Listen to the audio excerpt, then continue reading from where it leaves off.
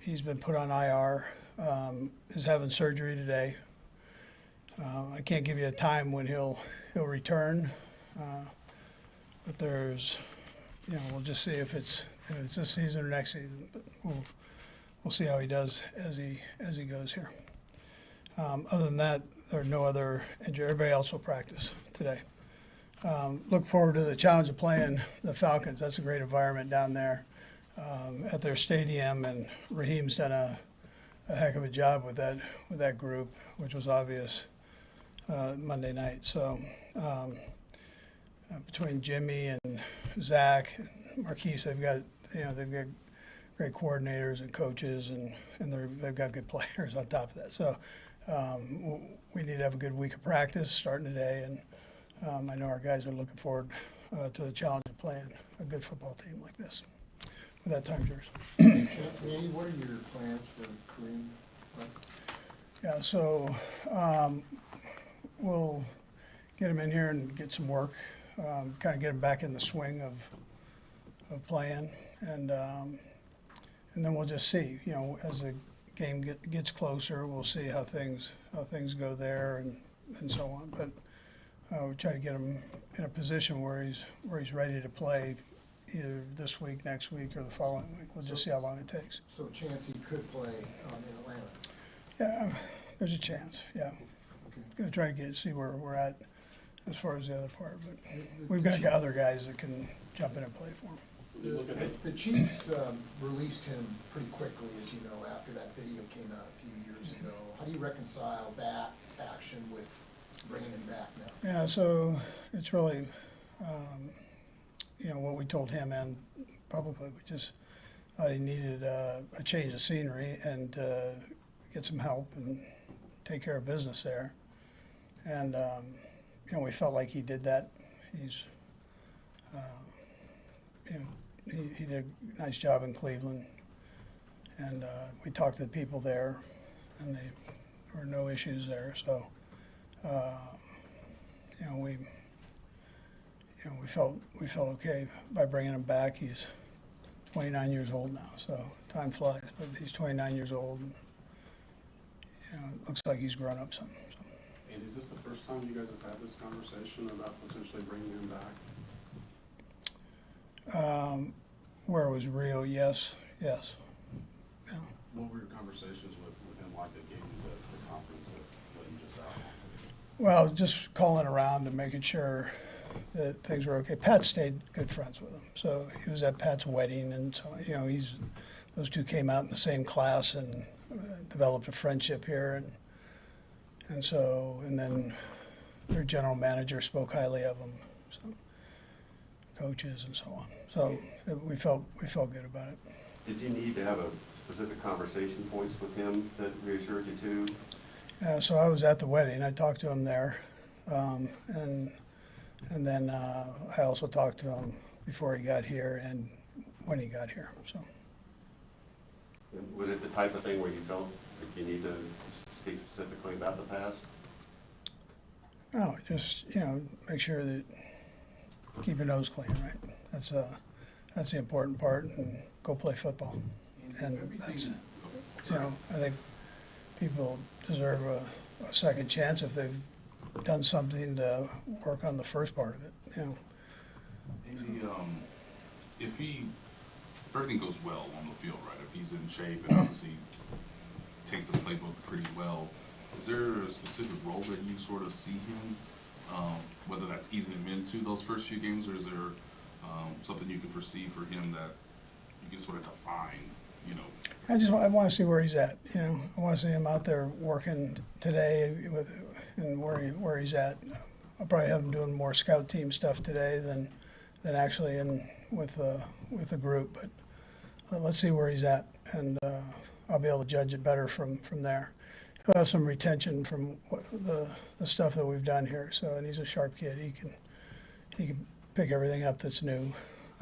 But let's get him started first and kind of see where we're at with him.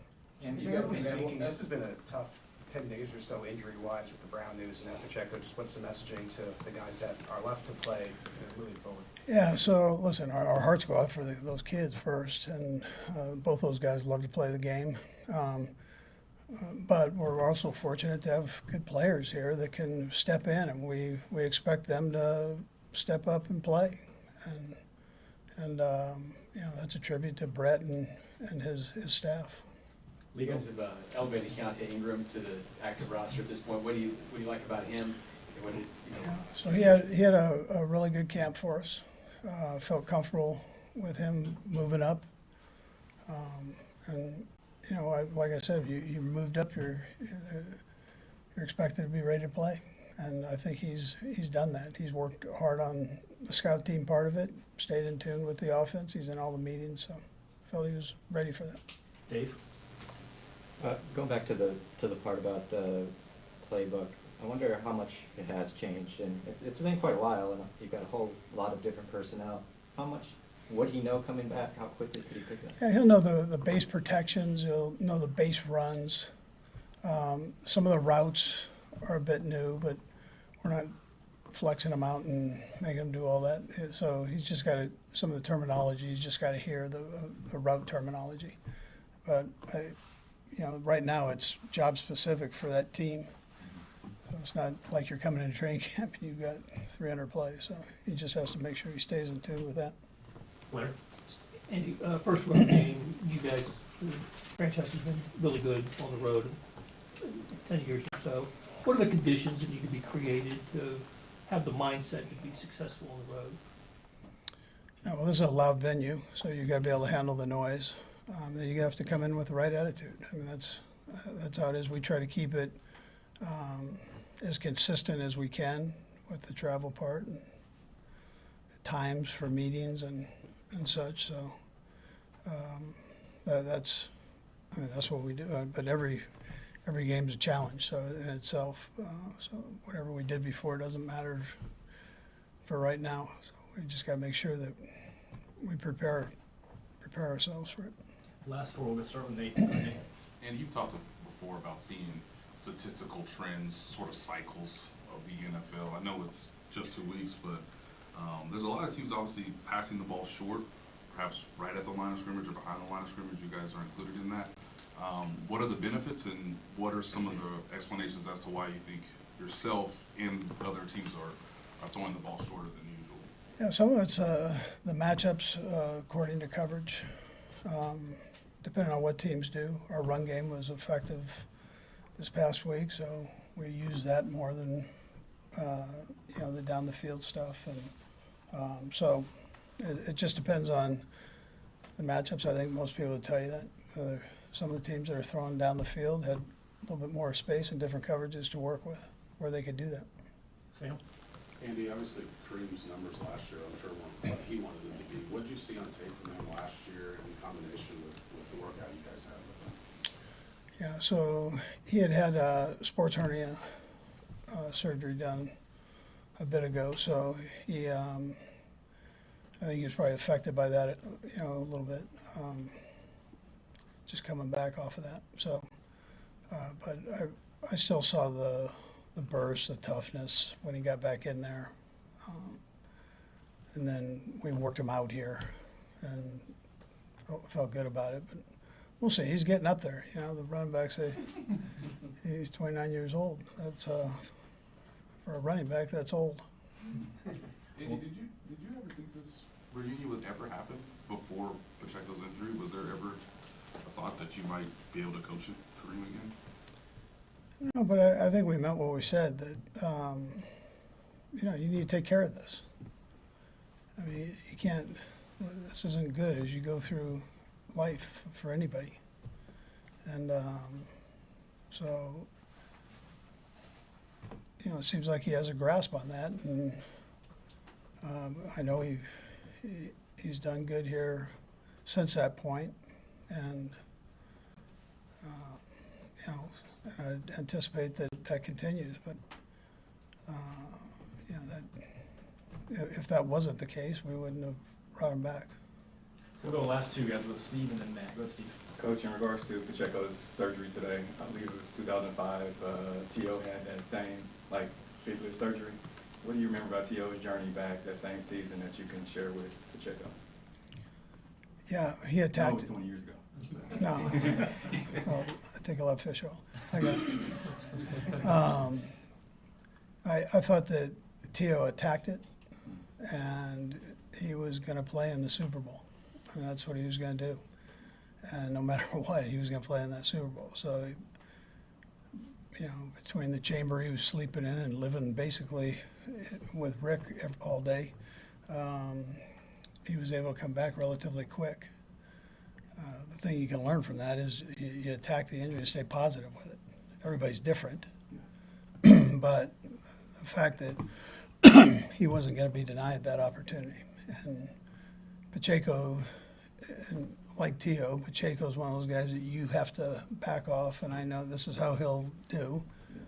You know, he wasn't going to allow anybody to get him off of that field. Even if he had to crawl off of there, he was going to get off the field. So that's just how he's wired. But I would tell you that, you know, within reason and the guidance of Rick, I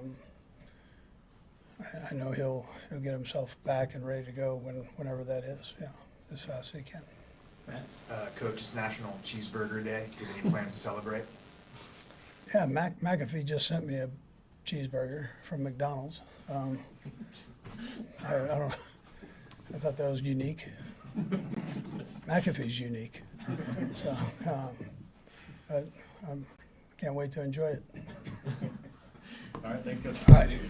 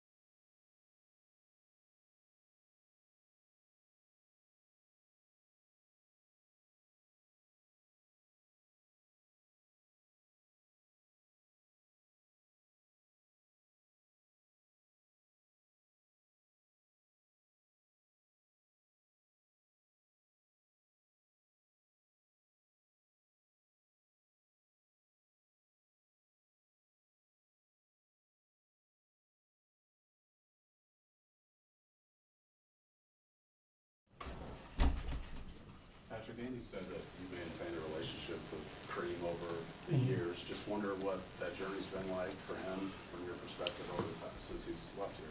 Yeah, I mean, obviously, Kareem was a close friend of mine while he was here. Just being in the same draft class, everything like that. He came to my wedding. But obviously, he went to Cleveland, has had a good career there, has learned and become a better person, and I'm glad to have him back now. And let's get him accustomed to the offense and see how fast we can get him out there. What have your conversations been like with him over the past couple of days? Yeah, I knew he was coming into the building. Obviously, I know he had to go through his workout process and meeting with the coaches and Veach and everybody. But at the end of the day, man, I just root for the person to keep becoming a better and better person. And the football secondary, but I'm glad to have him back and in the building. And I gave him a high five and a hug when I saw him because it's a person that I used to spend a lot of time with a long time ago. Patrick, when he left, I think the term you used was, "We don't do those things." So I wonder how you found a way to balance both your friendship with him, but also to condemn the behavior. What that's like for a friend. Yeah, I mean, I think anyone, everybody has friends that make mistakes, and obviously some are bigger than others. But at the same time, you want to make the person better. You want to see them taking the right steps to become a better person for themselves, their family, and the rest of society. And so I think you've seen that with Kareem. And so I've stayed in touch with him just to see how he's doing, how his family's doing, everything like that. And he's been able to carve out a great career in the NFL, but, I mean, you've seen he's been able to keep his nose clean and be a better person, and that's what you want in order to make everybody better people. You and Brett have been lockstep, like draft film and always sharing things. What did you see on the tape? What can you reasonably expect production-wise on the field once he does get caught up? Yeah, I mean, a guy that plays hard, plays physical, can catch the ball in the backfield, still has explosion in between the tackles. And so we have a lot of guys in that running back room now that are going to have a chance to kind of take up some of that role while Isaiah is out. But they're ready for it. And I'm glad that Veach has built such a great running back room, and adding Kareem is going to be another step in that of taking a vital role of this team until we can get Pop back. We didn't have a chance to ask Coach about what's going to happen at left tackle today. What did you see, and what's it been like with Kingsley and Wanya over the last couple of days looking at film, and who do you expect to be out there with you? Yeah, I mean, I don't make those decisions at the end of the day. I have a lot of trust in both those guys. I thought Kingsley had good snaps, had bad snaps. That's just part of the process of being a rookie going up against a great pass rusher. But I think you saw he took accountability. He's learning from it. And then Wanya's played snaps as well, and he's done great things. And he's getting better and better. And so I think the coaches will, at the end of the day, make a determination they think is best for the team. But I trust both those guys, whoever's out there. There are guys that are going to take the carries Pacheco had, but how do you replace, like, he just brought a different pop and energy. How do you replicate that and, I guess, replace that on offense? Yeah, I mean, that's going to be everybody. That's not going to be just that running back room. I mean, you said it, the energy that he brings. I mean, the way he runs the football, the way he pops up, he's always positive mindset. That's going to take other guys to step up with. It starts with me. I got to bring that mindset. I got to play better football, put guys in better positions. But at the same time, I have to keep the energy going. And so that's a special thing that Pop does. I don't think one person can do that, have that amount of energy and play that hard. I mean, it really is a special characteristic of him. But I think the whole team can come together and bring that energy in his absence. You had a battle back from an injury, back with your knee. What was your message like for Pop to go through? Yeah, I mean, he loves the game, so he wants to be out there, and he puts so much work into it. So I think at first, I mean, you obviously are upset that you have the injury, but if I know anything, I know that man's going to be getting after it. It's going to be more about the trainers having to hold him back than him not getting in and getting to work, because he loves it so much, man, and he's in the building, he's working, and I'm excited for the comeback, man, because he's going to come back ready to go whenever he gets back. Patrick, how fast could you tell what had happened to him? And Andy made a point of saying he wasn't going to let anybody help him off the field. He was going to get off the field himself. Yeah, I knew. I didn't see the tackle because of the angle that I was at. I've seen it obviously now. But the fact that he popped up and he was like running off the field, and I mean, I think he was trying to get back on the field, and that just speaks to the type of competitor that he is. And so I didn't realize it was as serious of an injury until after the game, just the moment that we were in. But like I said, he's going to attack it, man, and he'll be back, I'm sure, sooner rather than later. Patrick, I was going to say, what's the mindset required to have success on the road? Is it different than just any other game? I think the mindset is that you have to just come in with the mentality and really sharpen up on your details, which I think offensively we have to do anyways, starting with me. And so this is a good team, a lot of great players. I've played against a lot of these guys that are all in one spot now with a great defensive scheme, and it's going to be a great environment Sunday Night Football in Atlanta. So we're going to have to sharpen up our stuff offensively. Defense is playing great. They're going to keep playing good. But we got to continue to get better and better at the little things, and so that we can go out there and just play free when we get there. What are the challenges with going up against a Raheem Morris defense, generally speaking, of course? Yeah, well, first off, his schemes, he has a really good scheme. He has a good understanding of defenses and what the offense is trying to attack in his defense. So I think that, along with he's very game plan specific. So even though he has his scheme and has things that he works on, he tries to take away what you're best at. That's what all the best defensive coordinators do, and now he's a head coach, and you can see just from the little interactions I've had with him and the interactions I've seen, I mean, he's a great leader. And I think that's something that every player that you see that's played on one of his teams, offense or defensively, has said. And so it's going to be a great challenge for us, man, and I'm excited for it. Last couple go Nathan and Sam. Go Nate. Patrick, I'm sure you're aware of this, but you had a lot of passes that were either at or behind the line of scrimmage. Last week, it's starting to become a trend league wide. Yeah. What do you attribute it to, whether from your standpoint or just when you're watching other guys play? Yeah, I think this last week in general, I didn't play to my standard, so I think I have to be better. There was some opportunities down the middle areas of the field that I think I missed. We hit obviously the deep one to Rasheed, but whenever teams take away the deep stuff, you have to throw it underneath, but you still have to have the ability to threaten the middle of the field. So that's something that I will continue to at. And then limiting mistakes for myself. But I think across the league, I think teams are just going to make you drive the entire field. I think that's just kind of the thought process, and then trying not to let you score in the red zone. But there is opportunities out there, and you just have to execute at a higher level. There's not as many as maybe I've had previously. Sam? Similar question, maybe you just answered it, but you mentioned earlier that you have to get better at the details. Is it that, just your selection of where to put the ball? Yeah, that just with the tight zone coverages, kind of the match zone coverages that you're playing, the windows aren't big, and so you have to be on time. Even if you look at the first interception I threw, I think Travis had a window there. I just was late to that window, and so just being on time. And if you don't, the defenses are collapsing those windows quick. And so those are the little things that I have to be better at, of getting the ball there on time, accurately, and at not making the mistakes at the same time. So it's just stuff that you have to continue to work on throughout the season. But we got to be better, and I got to be better as the season goes on. Thanks, Patrick. Thank you. All right, guys, we got McDuffie coming up.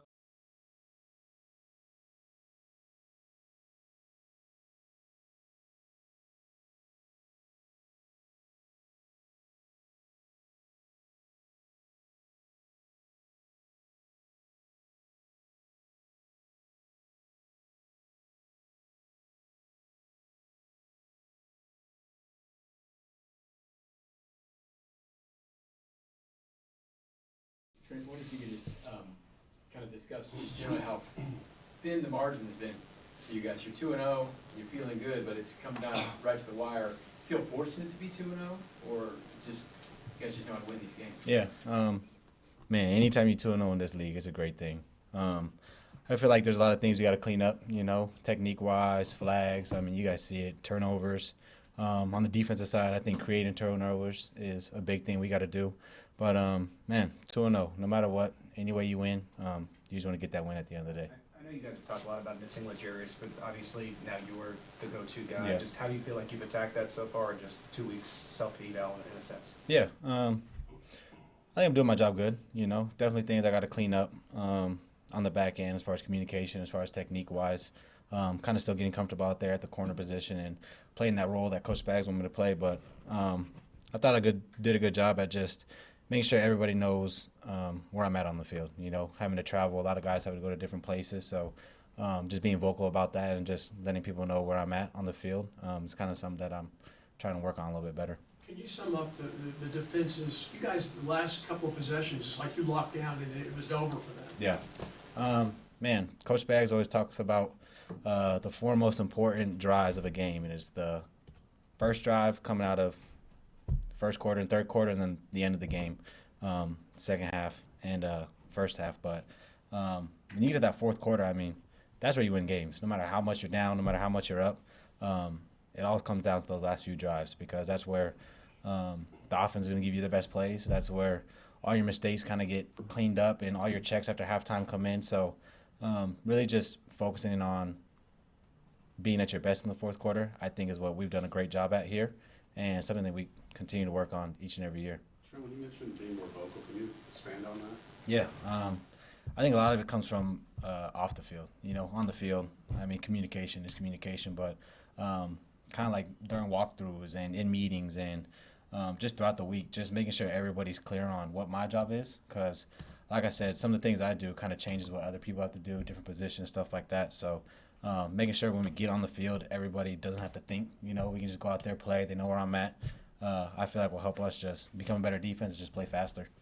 What do you think the numbers tight ends have gotten against you guys here in the first couple of games have been more than you'd expect, I guess? Mm-hmm. Is that they're just taking what you give them, or is there more to it with how the teams have attacked you? Yeah. I mean, it's a little bit just how our defense has been playing, these first two games, the calls that we're given, and just how the scheme has matched up. But we trust Reid out there, all the linebackers, and I think we're just going to continue to keep attacking these tight ends just how we always have. There was a question of who's going to be the other primary cornerback. It's been Jalen. Just how have you felt like he's done these first 2 weeks?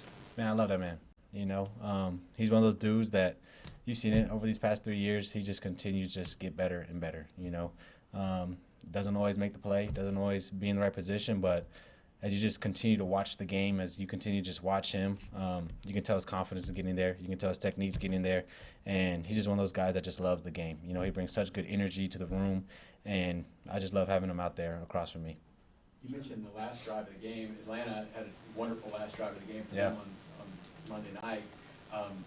What did you see from them? Because they didn't have much going on the whole rest of the game. How were they able to kind of get that done? What are they, kind of troubles will they give you guys maybe? Yeah, had a really good, like you said, end of the game drive. I thought they did good at managing the clock. I thought their play calls were good. They're able to get a few chunks in there, which as an offense, that's what you want at 2 minutes at the end of the game. Get those chunk plays so the clock kind of goes away. But on defense, I think in order to stop that, it's really just win your matchups, you know, whether you're in man, whether you're in zone, making sure you know what they're attacking us with, knowing our weaknesses and knowing what Kirk Cousins likes to do. You know, when it gets to the 2 minute, I feel like a lot of teams kind of just go back to their bread and butter plays, you know, the things that they can just run efficiently so that they can get in, get out.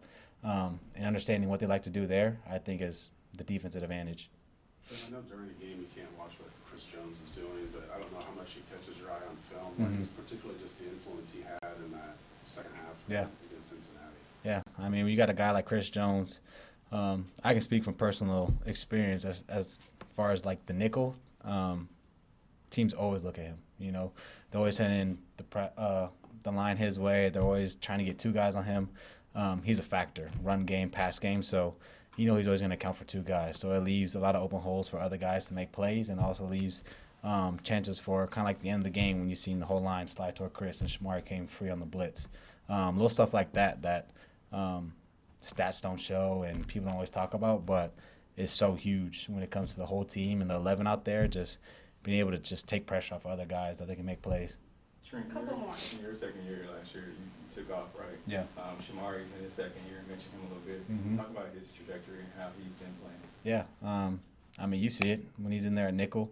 It's not easy, especially someone who came in as a safety. You know, he has to come down and play all these fast guys and read run, read pass, and play man-to-man. But he's one of those guys that just keeps stacking days. And I always talk about just be as consistent as you can be. And he's one of those guys all the way from last year. I mean, he didn't play a lot of nickel. He jumped in a lot in the end of the season. And it wasn't perfect at the beginning, but he's just continued to ask the right questions. He's always talking to me, what do you see here? What should I do here?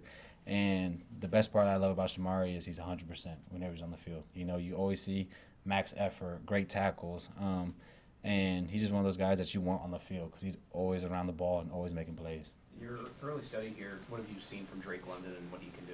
Yeah, man, I actually played Drake when he was at SC when I was in college, so kind of know a little bit about him. He's a California guy, but big dude, you know, really good hands. He's really good at boxing DBs out when he can, and definitely a threat. You know, pass game, he can get down the field, he can stretch the field, red zone guy, but I think he's also really good in the run game. He can block really well. They like to run the ball to him a lot, so definitely one of those guys that if you let him just sneak in there, he can make a lot of plays on you. Last one, anyone? Okay, thanks, Trent. Appreciate y'all. Good.